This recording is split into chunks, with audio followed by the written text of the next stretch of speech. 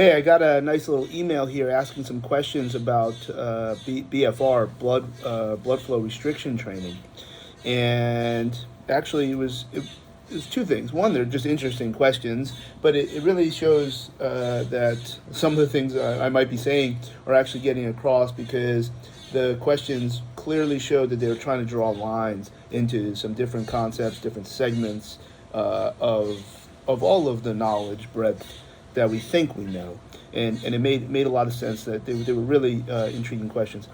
First time I ever saw BFR was at U.S.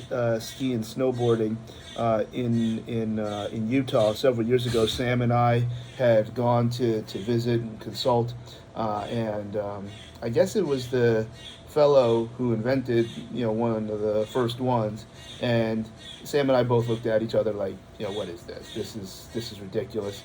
It felt very difficult, and we were literally using pink dumbbells. It did not have a favorable experience, didn't really feel like anything. I think it had a lot to do with how the fellow presented it. I thought that he probably was a little bit eccentric, if you will. So we just didn't receive it well. That being said, looking back, it's like this is a very, very important thing, a very, very positive game changer in a lot of situations. So at this point, the devices that I have and use, first off, were from Johnny Owens, Owens Recovery Science. I think that where they're at, there are some limitations in terms of using your whole body, because what is so important about that device is that it has built-in mechanisms to ensure that the pressures that you're using are safe and ideal. So also from Urson Religioso, where if you use a Doppler with his units, which I imagine you can do with other commercial units, but I think Urson's also comes with a great package of education. Those are the two that I would support full paying customers for both. So if I look off to the side, I'm just taking a look at this email that has these particular questions. And the first question is it creating an anaerobic environment? And that's an interesting thing. I don't think of it that way because I don't look at BFR as a method of creating energy, which is typically when we say anaerobic, it lends to that. But I've also would probably say that everything is everything. So if we are limiting oxygen, are we still using oxygen as the primary energy source? Is it still a substrate for the primary mechanisms to create energy? And I think the answer is yes. So even though you are cutting off blood flow, you're not cutting it off completely. This isn't a tourniquet. And I think that's an important thing to understand and why no one should be concerned about it. I do think BFR, though, is certainly being accepted. I don't see too many people being like, this is unsafe. Maybe they think it didn't work, and that's, not everything works for everybody. I think that's very, very fair. I don't see any downside. And if you do have the opportunity to load earlier and then gain the impact of potentially what you would be using if the segments were not compromised, I think that's well worth getting into. So I'm not as concerned that is this an anaerobic or aerobic, but if you're doing something, any one singular bout can last as long as 8 minutes. Now you'd be intervaled with rest periods, and typically using high reps, a very, very slow tempo, 2020, which I think actually does the same thing. You just use more weight if you're not using BFR.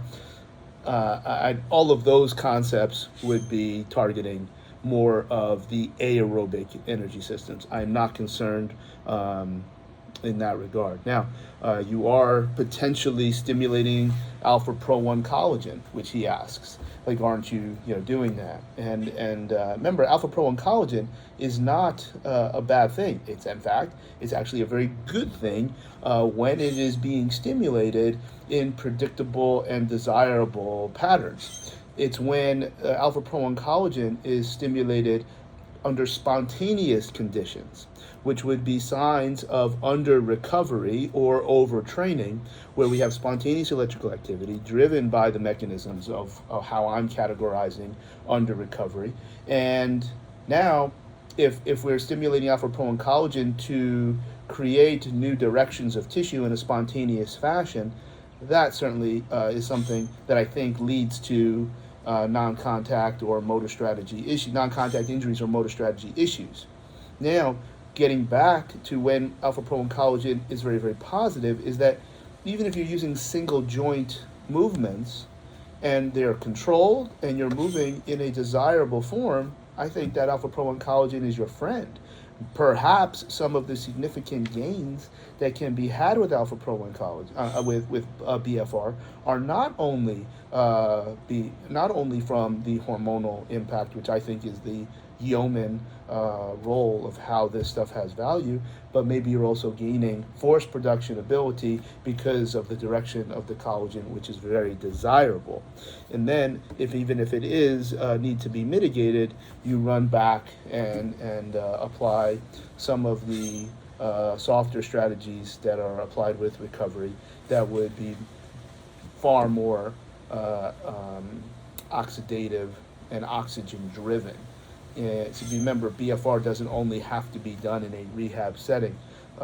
Quite frankly, lots of guys in WWE will use it to create a pump, to create hypertrophy, training on the road, which simply is not very central nervous intense, but you seem to get close to a lot of the same results.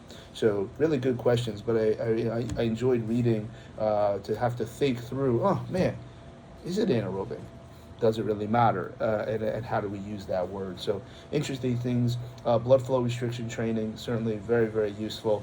No argument with people that say it doesn't work. I would have some questions for somebody that would say it's not safe. I think it's quite safe in a healthy individual with a musculoskeletal need to have decreased loading through the contractile and or tendinous segments. So hope that makes sense. And on their way towards, if you ever do go out to Utah and you go through the south and you go through Alabama, if you do happen to go through the deep parts of Alabama in Mobile, there's a section called Crichton. And in that Crichton section of Mobile, Alabama, you may be able to find a leprechaun. And if you do, anybody seen a leprechaun? Say yeah.